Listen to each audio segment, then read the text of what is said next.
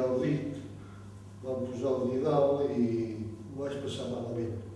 Ho vaig passar malament perquè jo tot el dia donar el vol, allò d'estar tan quiet em costava molt. Costava molt d'estar tan quiet. El cas és que a la que venien allà a les 6:15, jo sabia que hi havia colla al camp de futbol de la rectoria, que era l'única que hi havia. Sí. I tornaven quasi tots els de Camp Bancareu que treballaven a Vic, en Quel, en Panella, els Masnou, en Santiago Rafar, doncs els que plegaven de treballar ens reuníem a la millor 20 o 25 al camp de futbol i a la meitat a cada cantó i a jugar a futbol al camp de futbol.